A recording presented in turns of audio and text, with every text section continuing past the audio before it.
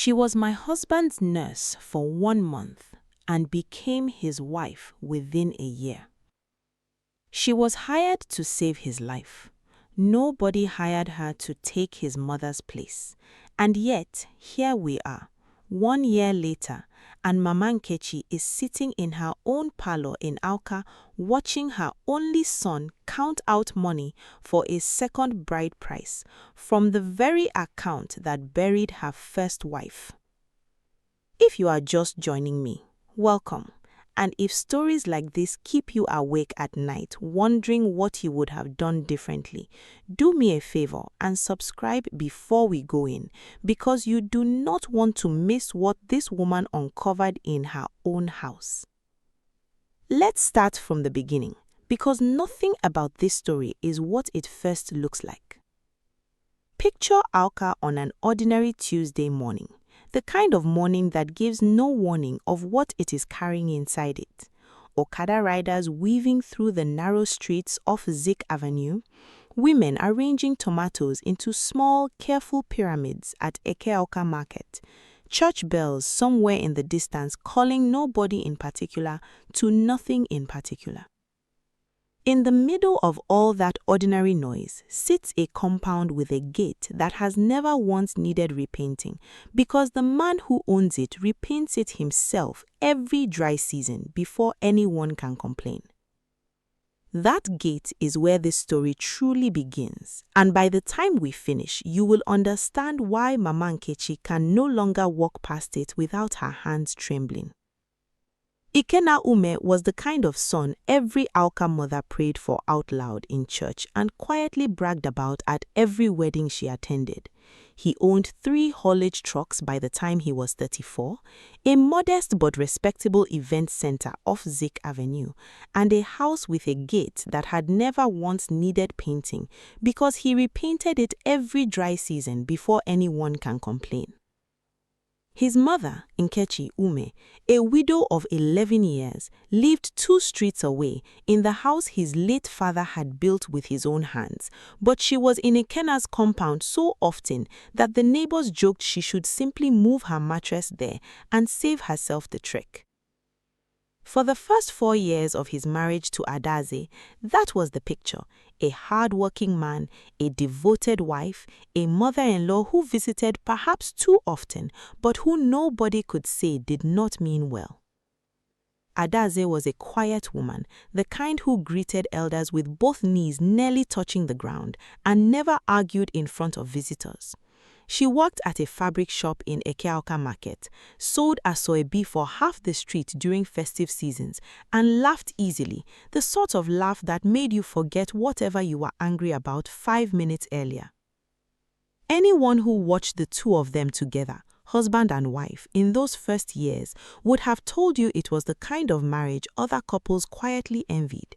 Ikenna came home early on Fridays just to sit with her on the veranda while she hemmed a customer's blouse, and Adaze kept a small notebook where she wrote down every one of his childhood stories, so that she told her friends, laughing, "When our children come, I will not have to depend on his memory, because that man forgets his own birthday every year."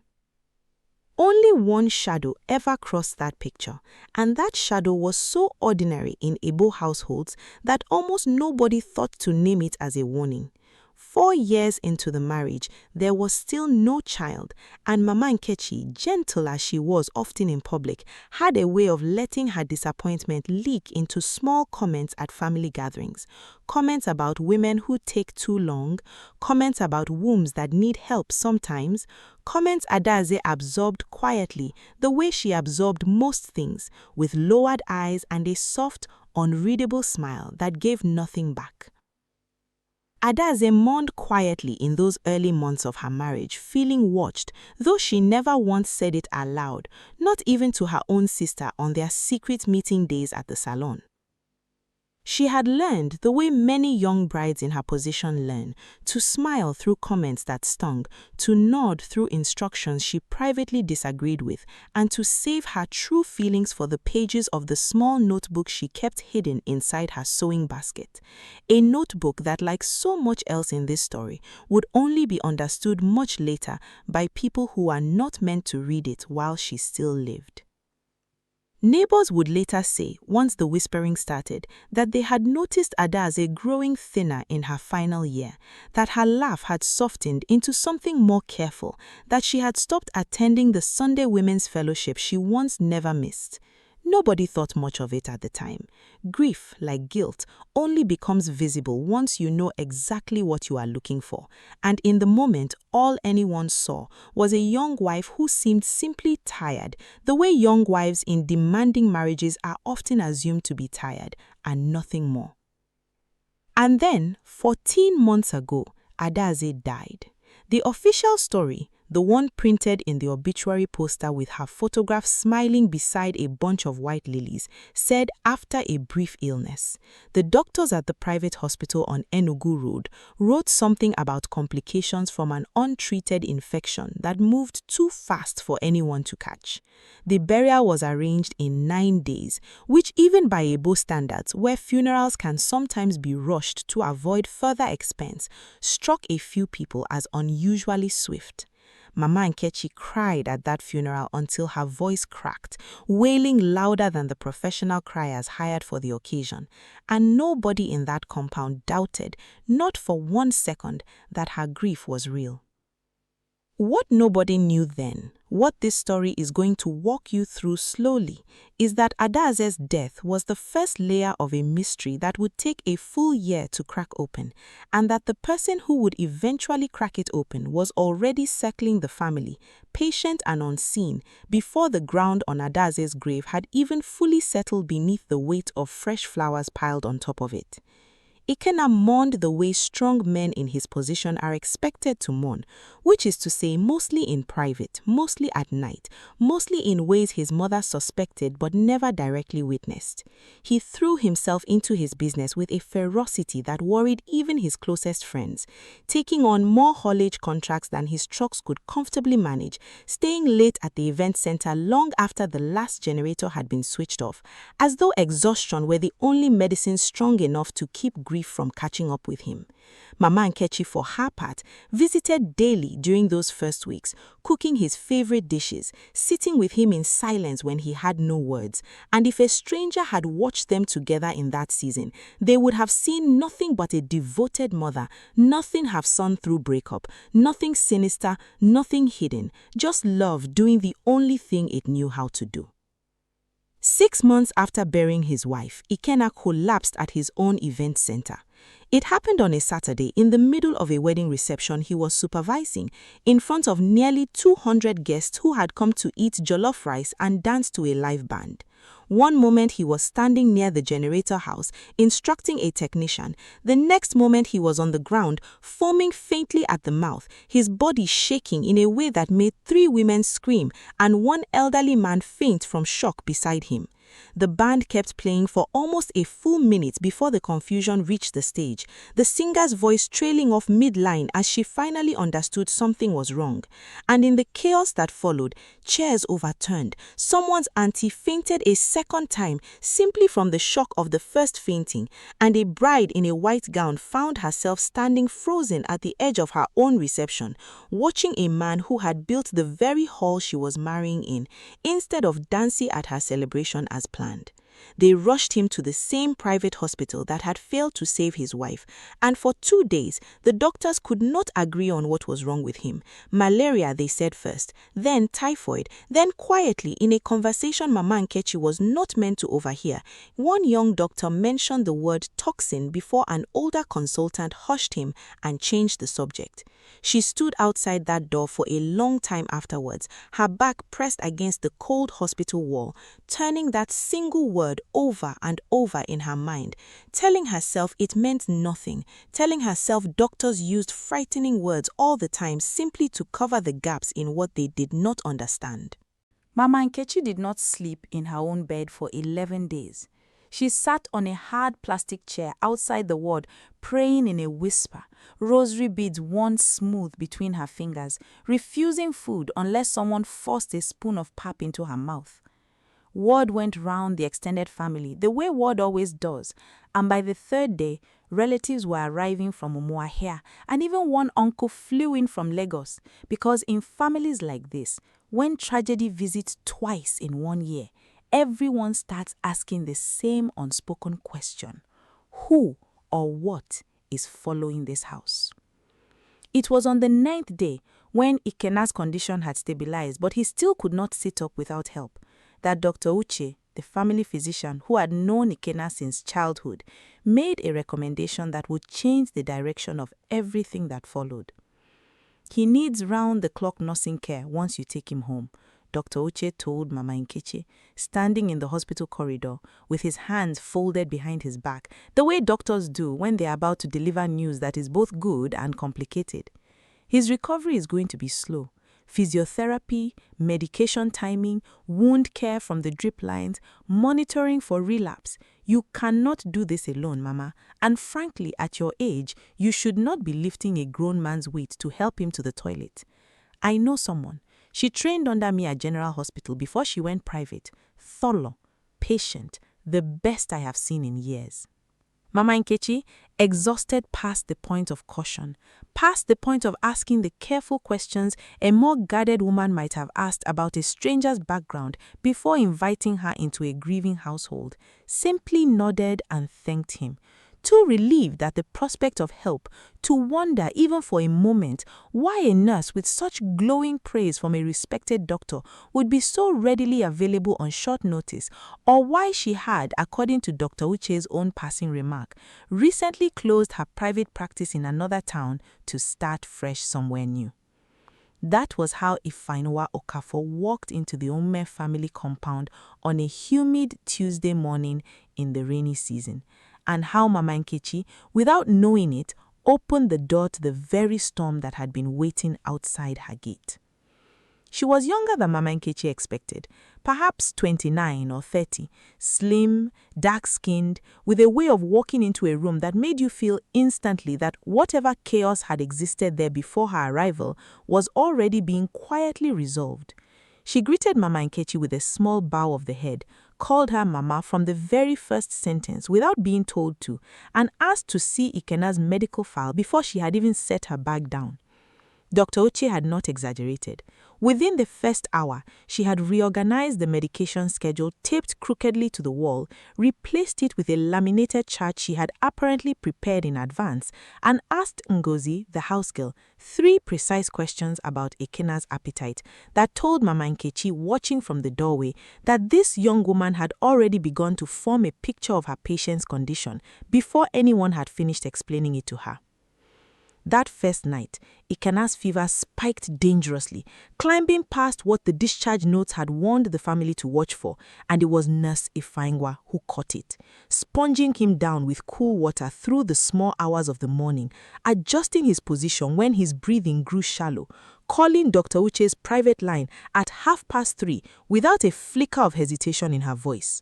By dawn, the fever had broken, and Mama Nkechi, who had spent that entire night kneeling beside her son's bed whispering prayers she barely remembered the words to, looked across the room at the young nurse's exhausted, unshaken face and felt for the first time since Adiazi's funeral something that resembled hope. If you have ever had a stranger come into your house during your family's lowest moment and somehow, without you noticing exactly when, become someone the house could not run without, then you already understand the first few weeks of what happened next. Nurse Ifeanyiwa, as everyone quickly began to call her, was extraordinary at her job in a way that made doubt feel almost sinful. She measured Ikena's medication to the minute. She turned him in the bed every 2 hours through the night to prevent bed sores, waking herself with a phone alarm even when exhaustion had carved dark circles under her own eyes. She argued, respectfully but firmly, with a visiting specialist who wanted to change Ikena's drip formula, and it was later confirmed she had been right and he had been wrong. Within 3 weeks, Ikenna could sit up. Within 6, he could walk to the veranda with support. Within 10 weeks, he was standing at the gate in the evening, thin but alive, laughing again for the first time since his wife's burial, watching the Okada riders pass on the street outside with an expression of simple gratitude that made Mama Nkechi's own eyes fill with tears more than once, and Mama Nkechi would look at Nurse Ifeanyiwa across the compound and feel something close to worship. God sent you to this house, she told her one evening, pressing a wrapper into her hands as a gift, the kind of gesture an Igbo mother makes when words alone feel insufficient for gratitude. Nurse Ifeanyiwa smiled the way she always smiled, warm but never quite reaching all the way into her eyes, and said only, "I am just doing my work, Mama. Any nurse would have done the same."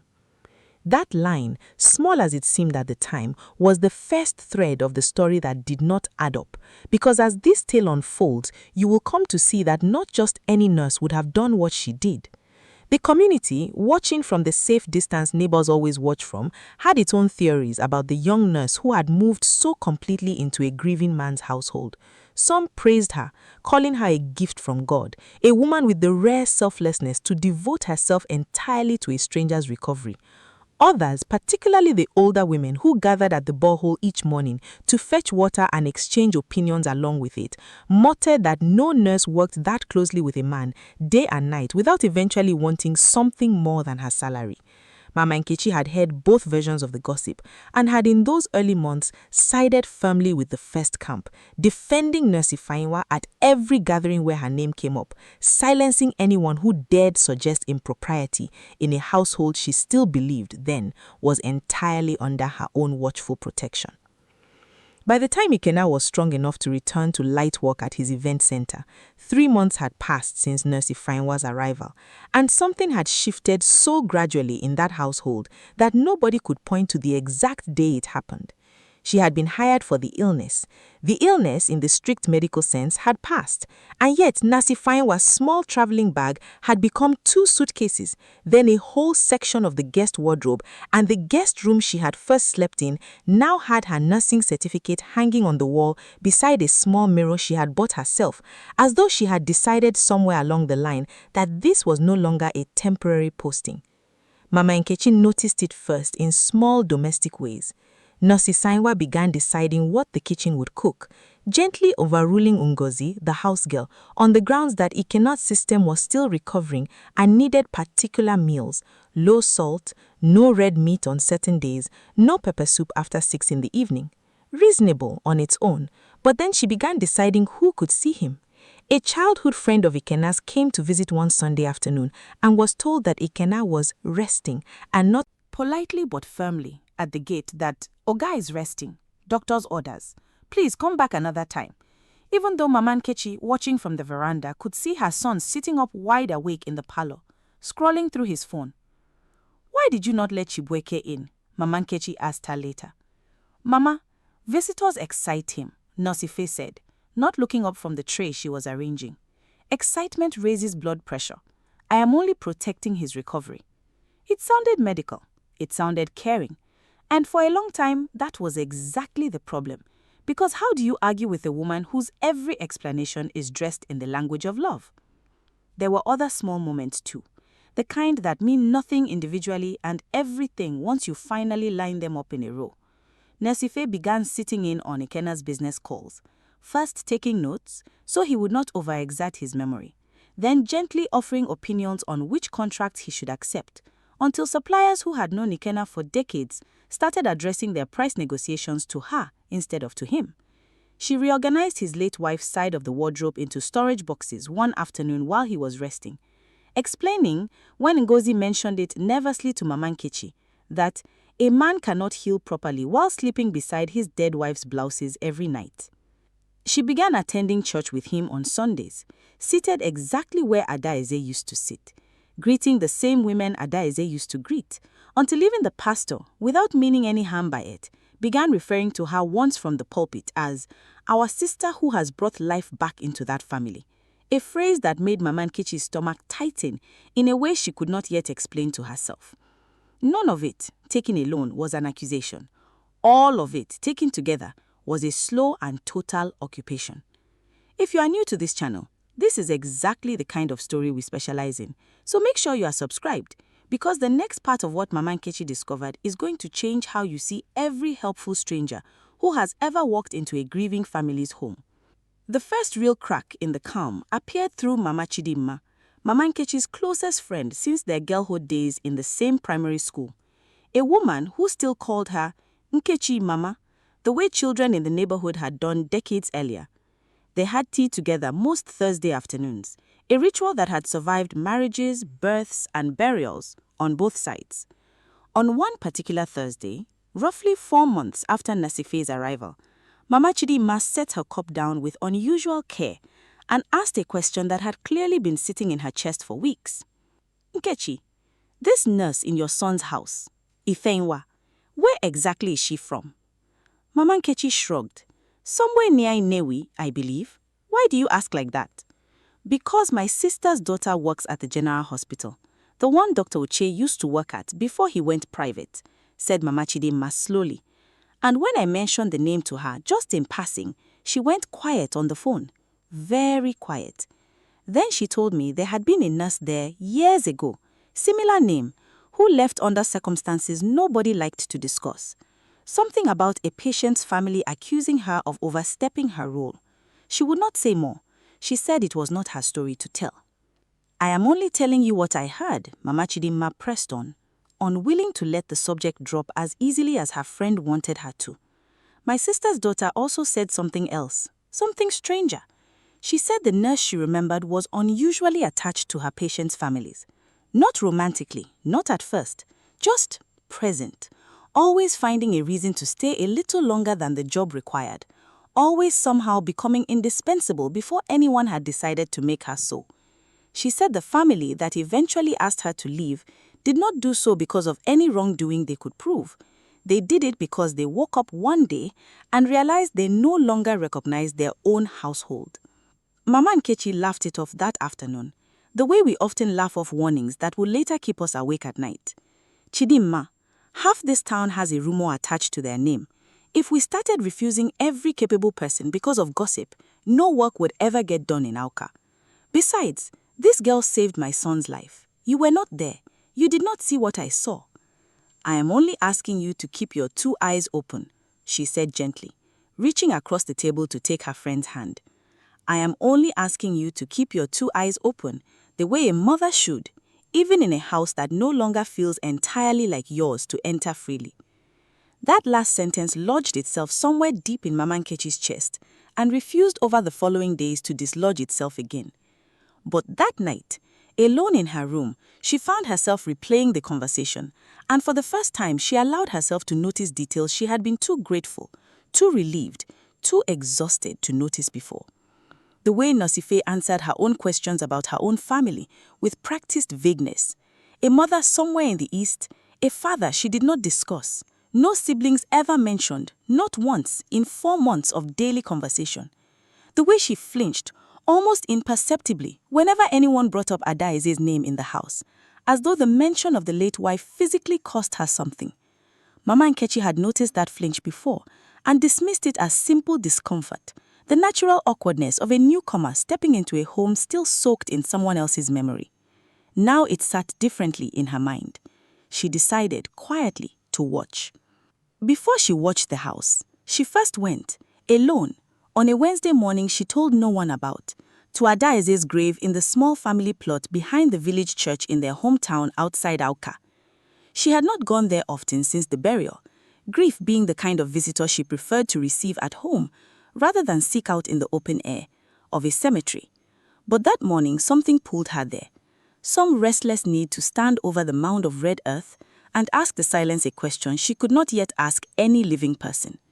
She stood there for nearly an hour, turning the marble headstones' engraved dates over in her mind, 4 years and 3 months of marriage, 31 years of life, and finding, for the first time, doing something she had never allowed herself to do before, counting backward from the date of Adaize's death to the date of that final argument over the native doctor's tonic, and finding with a chill that had nothing to do with the morning breeze that the numbers fit together far too neatly for comfort. She also visited Ngozi, the house girl who served in Ikena's compound since Adaize's death, catching her alone one afternoon at the market where the girl went to buy provisions, away from Nosife's watchful presence. Ngozi, a shy girl of perhaps 19, hesitated for a long time before speaking, twisting the corner of her wrapper between her fingers, but eventually admitted that Nosife had, on more than one occasion, asked her strange, pointed questions about the months before Adaize's death, what she used to eat, who visited the house most often, whether Mama Nkechi had ever brought food or drink into the compound that Adaize seemed reluctant to consume. Ngozi had answered honestly each time, not understanding the significance of what she was revealing, only vaguely troubled by the intensity with which the questions were asked. "Did she tell you why she wanted to know these things?" Mama Nkechi asked, her mouth suddenly dry. "No, Mama," Ngozi said, looking down at her sandals. But she wrote everything down afterward in a small notebook she keeps in her bag. I have seen her writing in it many times, always when she thinks nobody is watching. That notebook, Mama Nkechi understood in that instant, standing in the noise and color of the market with a basin of tomatoes balanced forgotten on her hip, was not the notebook of a woman falling in love with her patient. It was the notebook of a woman building a case. What she watched over the following weeks was a woman who moved through the house like she had always belonged there, and who had begun, subtly but unmistakably, to draw a curtain between mother and son. Ikena's phone calls to his mother, once daily, thinned to every other day. Sunday lunches at Mama Nkechi's house, a tradition since Ikena's childhood, began to be cancelled, always for a reason that sounded medical and reasonable on its own. He was tired, his blood pressure was up, the doctor wanted him resting. Mama Nkechi began to feel in her own son's compound like a visitor who needed permission. There was a Christmas that year, the first Christmas since Adaize's death, that Mama Nkechi had planned to host at her own house, the way she had hosted every Christmas since her husband died, gathering the extended family under her own roof, with her own cooking, a tradition she guarded fiercely, because it was one of the few remaining things that reminded everyone, including herself, that she was still the head of something. Nurse Ife suggested, gently but with an authority that brooked little argument, that the gathering be moved instead to Ikena's compound that year, since he is still building his strength back and should not be made to travel for a whole day of celebration. Mama Nkechi found herself, to her own quiet horror, cooking in her son's kitchen that Christmas instead of her own, taking instructions from a woman 30 years her junior about how many pots of jollof rice the crowd would require, and smiling through it for the sake of the watching relatives, because to object out loud, she realized, with a sinking feeling, would have made her look unreasonable, jealous, unwilling to accept help in a household that clearly needed it. It was a small defeat in the grand accounting of things, but small defeats, stacked one on top of another through an entire year, build the same weight as a single large one, and by the time the metal box incident occurred, Mama Nkechi had already begun to feel, in ways she could not fully articulate, even to Mama Chidema, like a guest in the very family she had built with her own hands. It came to a head on the day she arrived unannounced, mid-morning, and found Nurse Ife going through a metal box that belonged to Adaize, the small lockbox where the dead woman had kept letters, a savings passbook, and a handful of photographs from before her marriage. Nurse Ife snapped the lid shut the moment she heard footsteps, but not quickly enough. Mama Nkechi had already seen a photograph in her hand, an old one, shaded at the corners, of two young girls in school uniform standing in front of a modest bungalow, arms around each other, grinning at the camera. One of the girls was unmistakably a much younger Adaize. The other girl, thinner, with a gap in her front teeth she must have later fixed, was unmistakably Nurse Ife. For a long moment, neither woman spoke. Then Nurse Ife straightened, tucked the box under her arm with a calm that Mama Nkechi would later describe as the calm of someone who had rehearsed this moment in her sleep, and said only, "I was tidying, Mama. There is dust everywhere in this room. Nobody has opened it since the burial." "Who is the girl in that photograph with my late daughter-in-law?" Mama Nkechi asked, her voice already shaking because some part of her had already understood before the question left her mouth. Nasifi looked at her for a long time before answering, and when she finally spoke, her voice had none of its usual softness. That girl is me, Mama. Adaize was my elder sister. Same father, different mothers. We did not carry the same surname because my mother left my father's house before I turned 5, and I grew up using her maiden name, Okafor, instead of Nkechi. Adaize and I found each other again 9 years ago when I was still in nursing school, and we agreed I would not announce myself to this family, not while she was alive. And when she died, I decided I still would not announce myself because I needed to understand exactly how my sister died before I told anyone who I was. 9 years, Mama Nkechi repeated numbly, as though the number itself was the most unbelievable part of what she had just heard. 9 years, and she never once mentioned your name to me. Not once in all our conversations, in all the years she sat at my table. Because I asked her not to, Nasifi said, and for the first time, a crack showed in her composure, a tightness at the corner of her mouth that suggested this conversation was costing her far more than her steady voice let on. Our father's second family did not want anything to do with his first family's children once he died. There was land involved and money and bitterness that had nothing to do with Adaize or with me personally. She was ashamed of the situation, I think, ashamed that her own blood sister was struggling to finish nursing school while she had married into comfort, and I was proud, too proud to ask my own sister for help. So we agreed to keep our connection quiet and to meet only in private, on market days, at the salon, wherever we could manage an hour together without questions.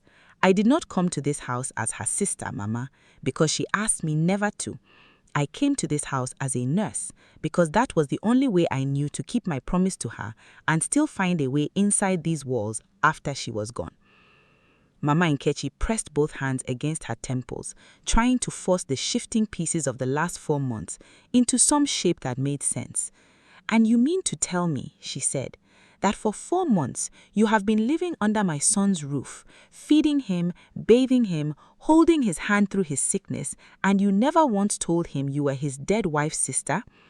I could not, Nasifi said, because I did not yet know if I was living in the house of the man who buried my sister honestly or the house of people who had a hand in putting her in the ground. The accusation hung in the air between them like smoke that would not clear. Mama Nkechi wanted to be furious, wanted to order the woman out of the compound that very hour. Yet, some small cold part of her, the part that had lain awake more nights than she cared to admit, since Adaize's funeral, whispered a question she had never allowed herself to ask out loud. What if the girl was right to wonder? Adaize's decline in the final months before her death had not looked like an ordinary illness. Mama Nkechi remembered it now with a clarity she had suppressed for over a year.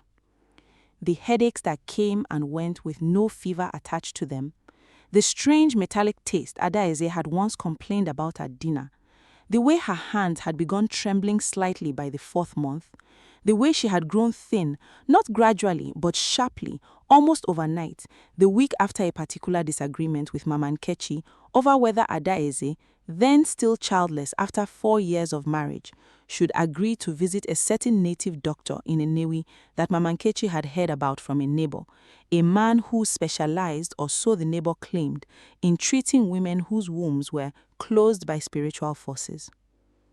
Adaize had refused. Politely but firmly, the way she refused most things, with lowered eyes and a soft voice that nonetheless did not move. Mama, I will see my own doctor about it, she had said, folding a piece of fabric on her lap with unusual care, avoiding her mother-in-law's eyes. I do not want to drink anything I do not understand the contents of. But Mama Nkechi had not let the matter rest there, and looking back now, she could recall with painful precision the evening she returned from the neighbor's house with a small green bottle wrapped in newspaper, its contents dark and faintly bitter smelling even through the glass. This is not witchcraft, Adaize, she remembered telling her.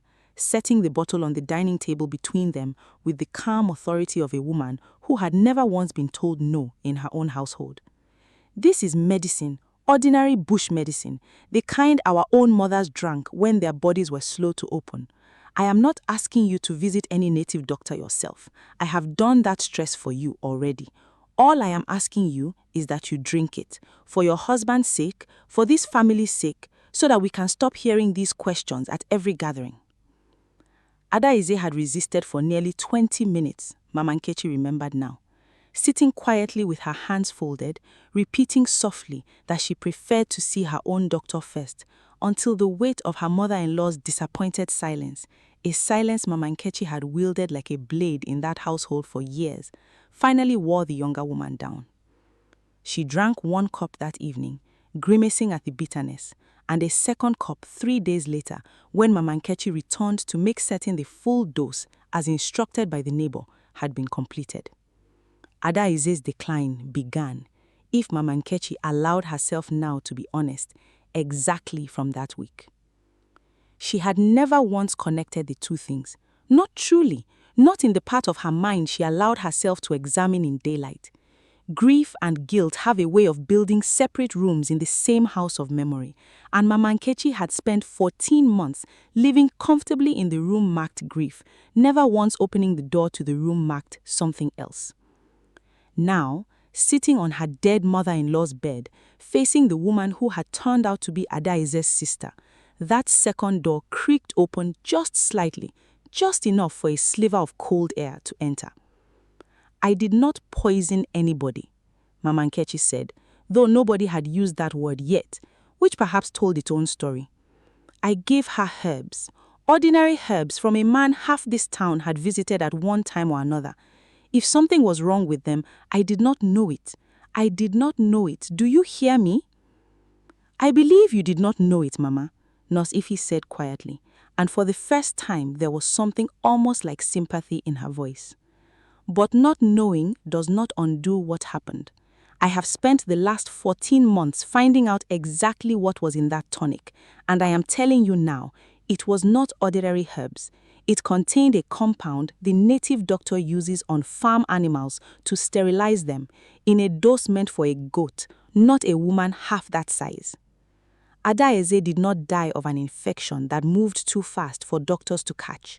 She died because her kidneys failed under the weight of something she was made to swallow twice, at your insistence, in your son's own dining room. The silence that followed was the kind that presses on the chest like a physical weight.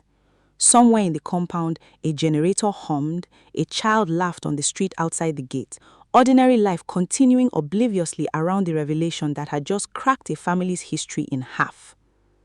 We need to pause here for a moment, because I promised you a mid-story break, and this is exactly where I want to remind you, gently, casually, that if this story has already got its claws into you, hitting that subscribe button costs you nothing and means everything to a small channel like this one, trying to bring you stories worth staying up for.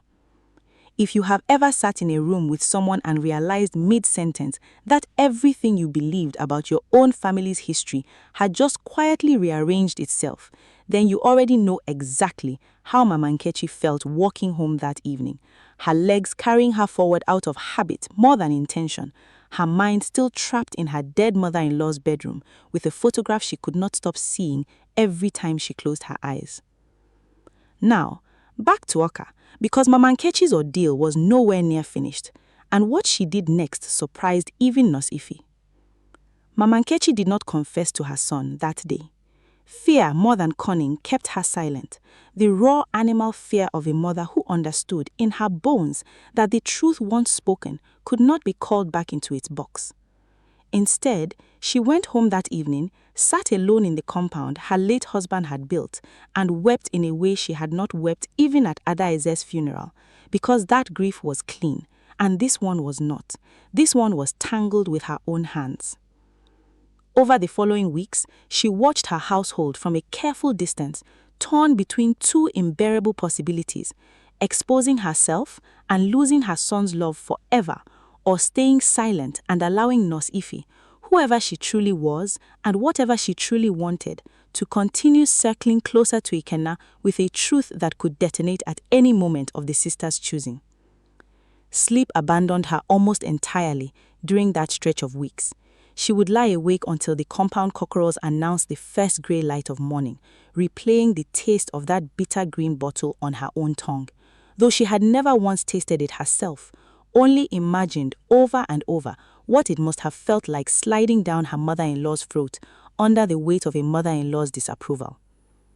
One night, unbearable the silence of her own room any longer, she dressed and walked 2 streets to St. Michael's, where Father Anselm, a priest who had baptized Ikenna as an infant and buried her husband 11 years earlier, was known to keep late hours in his small office beside the vestry. She did not confess everything. She could not make herself say the words out loud, not even to a man sworn to carry such words to his grave. Instead, she asked him in a roundabout way that any perceptive listener would have recognized as confession dressed in disguise, whether a person could be forgiven for a sin they had not intended to commit, a harm done through ignorance rather than malice. Father Anselm considered the question for a long moment, his old eyes studying her face with the particular patience of a man who had heard 1,000 disguised confessions in his years of service. "God forgives the intention of the heart, Mama," he said finally, "but forgiveness does not erase consequence. A knife thrown in ignorance still cuts the child it strikes. The peace you are asking me for is not mine to give you.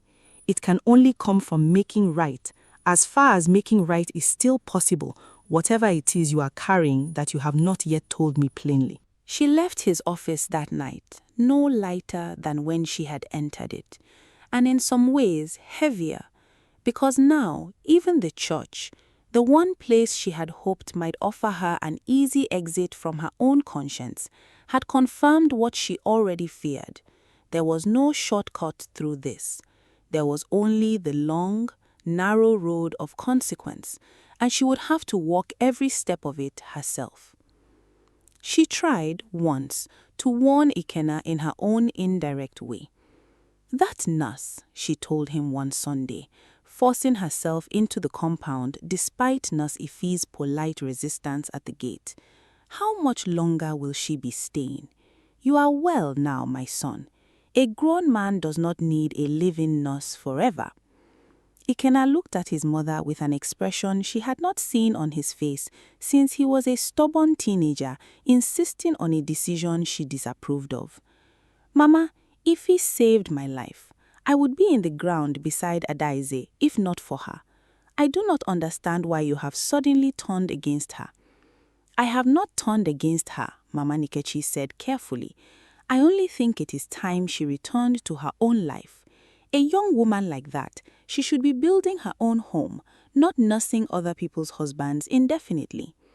Something flickered across Ikenna's face then, something Mama Nkechi could not immediately name, and it was only later that she understood what she had seen. Not suspicion of the nurse, but tenderness. Real, unmistakable tenderness, the kind that had nothing to do with medical gratitude anymore. "Mama," Ikenna said slowly, "I have not told you this yet because I did not know how you would take it so soon after Adaize. But I have asked Ife to stay, not as my nurse, as my wife. We have not set a date yet, but I intend to marry her before the year ends." Mama Nkechi felt the ground of her own compound tilt beneath her. "My son," she managed to say, her voice thin, "you have known this woman as your nurse for less than a year. Adaize has been gone only 14 months. Do you not think it is too soon, too fast, for a decision like marriage?" "Mama, I have thought of nothing else for weeks." And there was a steadiness in him now that reminded her painfully of the way he used to defend his choices as a boy, quiet but immovable once his mind was made up. "I know what it looks like from the outside. I know people will count the months and shake their heads. But you did not watch her the way I watched her, Mama. You did not see her sitting awake beside my bed at 3 in the morning, checking my breathing every few minutes because she was afraid to trust the machines alone. A man who has been that close to death learns to stop wasting time on what other people think is proper. I love her, I intend to marry her, and I am telling you now, not asking your permission, because I respect you too much to pretend this is a discussion rather than a decision I have already made. Mama Nkechi searched her son's face for any trace of the boy he used to run to her with every scraped knee and every playground grievance, and found instead a grown man who had, without her fully noticing when it happened, learned to close a door gently but completely against her. This is the moment the story truly splits open, because now Mama Nkechi found herself trapped inside a trap of her own making. If she told Ikenna the truth about who Ife was and about what had really happened to Adaeze, she risked her son discovering not only her mother's fatal carelessness, but also learning it from the mouth of a woman who had spent a year deceiving him about her own identity while living in his house, sleeping under his roof, nursing him back to health with one hand while quietly building a case against her mother with the other. Every version of the truth Mama Nkechi imagined ended with her losing something irreplaceable: her son's trust, her own freedom, perhaps even her place in the family compound if the expanded family chose to believe, as families sometimes do in moments of crisis, that blood is thicker than truth, and that the safest thing to do with an inconvenient revelation is to bury it as deep as the woman it concerns. So she said nothing. Not that day. She smiled, congratulated her son with a voice that did not shake nearly as much as she expected it to, and went home to sit once more with the weight of her own silence.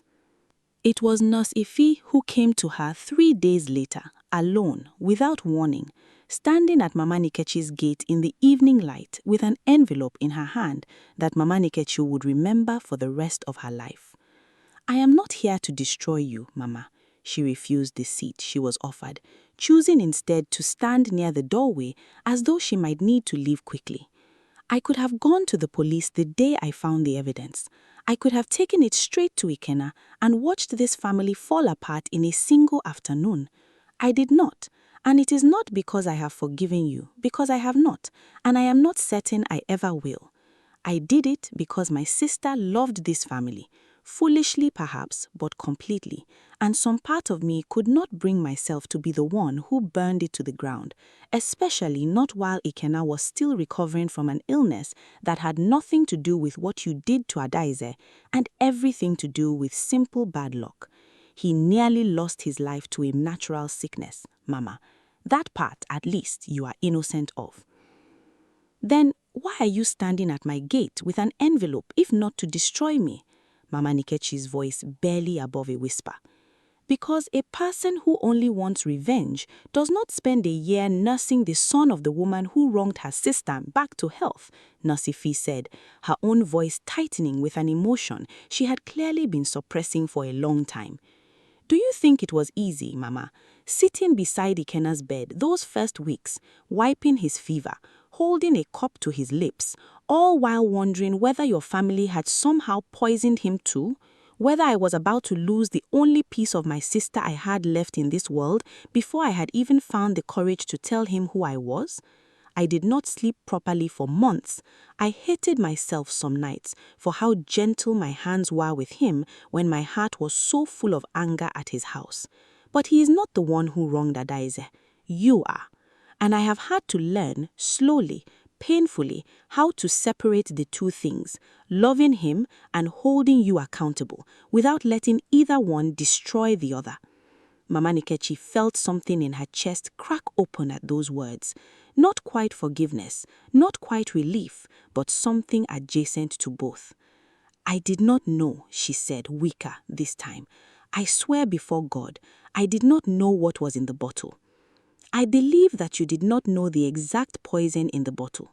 I do not believe you did not know you are forcing a grown, unwilling woman to drink something against her clearly stated wishes because your own pride could not accept her simple word of refusal. Ignorance of the poison does not erase the cruelty of the insistence, Mama. Those are two separate sins, and you are guilty of both, whether or not the law would ever be able to prove either in a courtroom. Because I need you to understand something clearly, so there is no confusion later, Nurse Ifeah said. I am going to marry your son, not because I have forgiven the family, and not, if I am honest with you, only because I love him, although I do. I am going to marry him because it is the only way I know to make certain that no other tonic ever finds its way into that dining room again. That no other woman is ever handed a cup of something she does not trust and told to drink it for the sake of peace. I will be in that house permanently, watching, the way I have been watching for the last 14 months, and you will never again have the kind of unquestioned authority in your son's home that you had with Adaeze. That is the price of my silence, Mama. Not money, not an apology, though one would not go amiss. Just this: you step back permanently from decisions about your son's household, his wife's health, and his children when they come. And I will never speak a word of what is in this envelope to Ikenna or to anyone else for as long as I live. Nurse Ifeah continued, her voice steadier now, as though speaking the truth out loud after so many months of guarding it had finally given her permission to stop rationing her words. The last time I saw my sister alive, 3 weeks before she died, we met at the salon on Zik Avenue, the way we always did, pretending to be simple acquaintances catching up over gossip magazines while our hair was being done. She was frightened that day, Mama, in a way I had never seen her before. She told me her hands had started shaking without reason. She told me she suspected something was wrong, but did not want to alarm Ikenna because he was in the middle of an important contract and she did not want to be a distraction. I begged her to see a doctor immediately, a proper specialist, not the small clinic she trusted for malaria and headaches. She promised she would the following week. She never got the chance. By the time I heard she had been rushed to hospital, it was already too late to do anything but grieve, and grieve from a distance at a funeral where I was forced to stand among strangers, watching my only sister lowered into the ground, unable to claim her, unable to even cry the way a sister is entitled to cry, because nobody in that compound knew I existed. Mama Nkechi opened the envelope with trembling hands and found inside copies of laboratory notes Nurse Ifeah had quietly obtained through a contact at the hospital, a handwritten account from the native doctor's own assistant who had apparently grown uneasy enough with what he witnessed to speak when a nurse came asking careful questions, and a single photograph of Adaeze from her final month, thin and hollow-eyed in a way Mama Nkechi had spent 14 months trying not to remember clearly. And if I refuse this arrangement, Mama Nkechi asked, though both women already knew the answer, then I will have no reason left to protect you from the truth, Nurse Ifeah said simply. And I promise you, Mama, I have spent over a year learning how to be patient. I can afford to wait a little longer for justice if you force my hand. Mama Nkechi stood at that gate for a long time after Nurse Ifeah finally left.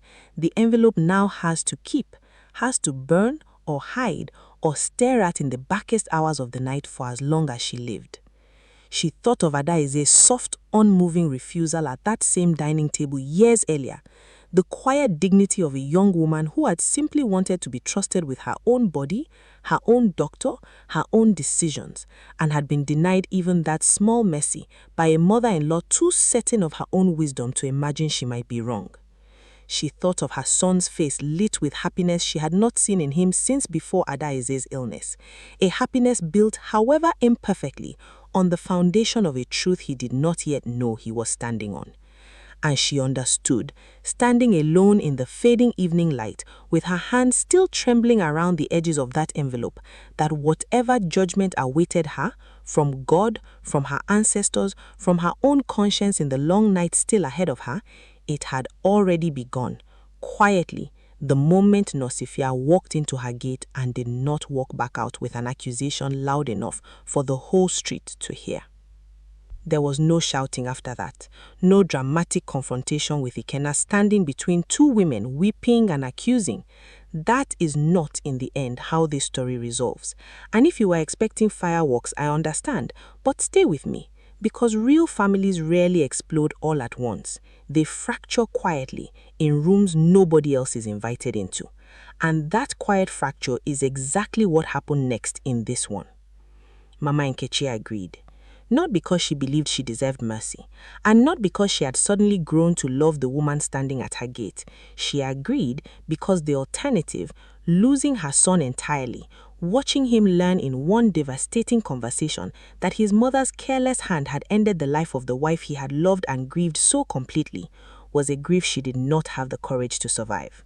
She had already buried a daughter-in-law. She was not prepared to bury her relationship with her only son as well, not when a narrower, harder path still existed that allowed her to keep him, even at the cost of her pride, even at the cost of ceding the quiet authority she had held over that household since the day Ikenna first married. Those 4 months of engagement were not easy for Mama Nkechi, no matter how carefully she performed calm for the benefit of watching relatives. She found herself more than once standing outside Ikenna's gate, unable to bring herself to knock, turning back home instead, telling herself she would try again the following week, until the weeks accumulated into a whole season and she realized she had quietly become someone who visited her own son's compound only when invited, a formality she had never needed in the years before Nosifia arrived. Mama Chidinoma noticed the change too over their Thursday tea and asked gently what had shifted, and Mama Nkechi, unable to explain the truth without unraveling everything, simply said, "I am learning to let my son have his own life, Chidinoma. Every mother must learn it eventually." And her old friend, sensing that there was more beneath the words than she was being told, did not press further, though her sadness in her eyes suggested she understood, in her own way, that something important had been lost. The wedding took place 4 months later, in the dry season, under a blue and white canopy erected in the same event center where Ikenna had collapsed the year before, a detail that nobody but the 3 people who knew the full story found significant. Mama Nkechi wore a wrapper the color of ripe mango, danced when tradition demanded she dance, and smiled for photographs that would later hang in the same parlor where Adaeze's own wedding photographs had once hung, now quietly moved to a back room nobody visited often. The compound was full that day, aunties in matching lace, uncles arguing good-naturedly over the correct traditional protocol, children weaving between the legs of adults chasing bottles of soft drink, a live band playing high-life songs that had been popular back when Ikenna's own father was still alive to dance to them. Nosifia, or rather Ifeinwa Ome, as she would be known by the end of that day, sat beneath the canopy in an ivory blouse and coral beads, radiant in the particular way brides are expected to be radiant. And if anyone looked closely enough, if anyone knew to look, they might have noticed that her eyes drifted more than once during the long afternoon of speeches and toasts toward the framed photograph of Adaeze that Mama Nkechi, in a gesture that surprised everyone, including herself, had insisted be placed quietly on a side table near the drinks so that she is entirely absent from her own family celebration, she had said. And nobody in that compound understood the true weight carried inside that sentence except the 2 women who had agreed to it in private weeks earlier. She counted out the bride price with her own hands from the very account, the very one that paid for Adaeze's funeral 14 months earlier. And if any of the relatives gathered in that compound found the coincidence strange, none of them said so out loud, because in families like this one, some things are simply understood without ever being spoken. If you have been with me this whole time, you already know that this is not a story with a clean, happy ending. And I promised you honesty from the very first minute, so here it is. Ikenna married the woman who had saved his life, believing entirely in the story she had chosen to tell him, that she had simply fallen in love with her patient during his recovery, nothing more complicated than that. He never learned that his bride was his late wife's sister until the wedding morning itself, when Nurse Ife finally told him the truth in private, watching his face carefully as she did. And even then, she told him only half of it, the gentler half, the half about grief and connection and a promise she had made to herself to watch over the family her sister had loved. She never told him about the tonic, she never told him about the native doctor, or the laboratory note, or the quiet agreement made at his mother's gate. Ikenna wept when he learned who Ife truly was, wept the way men rarely allow themselves to weep in public, and held her hands and told her that it only made sense to him now why loving her had felt from the very beginning less like starting something new and more like continuing something his heart had already known. He never knew the whole truth. He may never know it. In the months that followed the wedding, life in that compound settled into a new rhythm that looked from the outside almost indistinguishable from ordinary domestic happiness. Ife ran the household with the same precision she had once applied to Ikenna's medication schedule, welcomed his business partners warmly, and by all outward appearances had simply become the wife every mother dreams her son will find. She was not cruel to Mama Nkechi. That, perhaps, was the strangest part of the arrangement, and the part that made the punishment sting most quietly. Ife greeted her mother-in-law politely at every gathering, served her food first at every meal, asked after her health with what looked to anyone watching like genuine care. But every decision that mattered, what the household would cook, which relatives were welcome to stay the night, how Ikenna's growing business would be run, passed through Ife's hands first, and Mama Nkechi understood, without ever being told outright, that her opinion on such matters was no longer required, only politely tolerated. She found herself in the quiet hours of her own house, those 2 streets away, thinking often of Adaeze, of the particular gentleness the young woman carried even in the face of her mother-in-law's pressure, and wondering, with a grief that had nowhere left to go, whether things might have unfolded differently if she had simply listened all those years ago to a daughter-in-law's soft, unwavering refusal. And Mama Nkechi, sitting quietly in the corner of every family gathering from that day forward, watching her son build a new life with the sister of the woman she had unwittingly killed, carries a weight no confession will ever lighten. Because the cruelest punishments, this story wants you to remember, are rarely handed down by courts or by curses.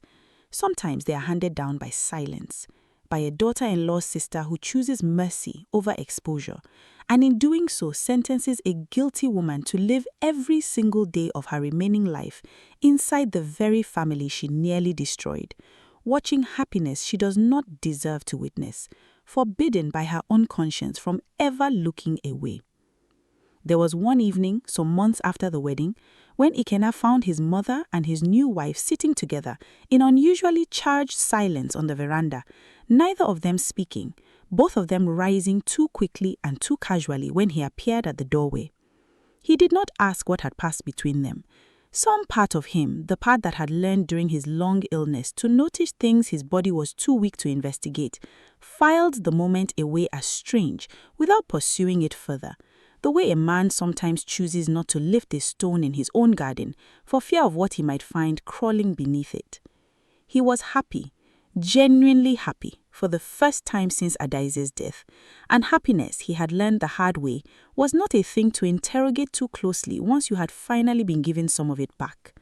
His wife never told him, his mother never told him, and so the truth of what happened in the Ume family during that long quiet year settled into the walls of that compound like old grief always eventually settles.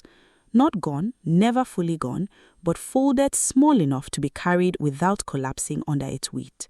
Known fully by only 2 women who had agreed at a gate one evening to carry it together in silence for the rest of their lives. That is where I leave Mama Nkechi, in a house full of laughter that is no longer entirely hers to enjoy, watching her son's children, when they eventually come, call another woman's late sister's memory their own quiet inheritance, without ever knowing the full weight of what that inheritance cost. She still repaints nothing herself in that compound anymore, not even the small things, because somewhere along the way, without a single dramatic argument, the household simply stopped asking for her hand in its decisions, and she has learned, slowly and painfully, to accept a smaller place at a table she once presided over completely. And that is where I leave you tonight, with a question worth sitting with long after this video ends. Is it mercy when someone lets you live inside the wreckage of what you caused? Or is that simply the quietest, longest-lasting punishment of all? If this story moved you even a little, tell me in the comments what you would have done in Mama Nkechi's position, standing at that gate with an envelope in someone else's hand and your entire future in someone else's silence. Would you have confessed everything and risked losing your son forever? Or would you have chosen, as she did, to carry the weight quietly for the rest of your days, if it meant keeping the family you had left intact, even in its imperfect, uneasy new shape? There is no comfortable answer to that question, and I think that is exactly why this story has stayed with me long after I first heard whispers of it.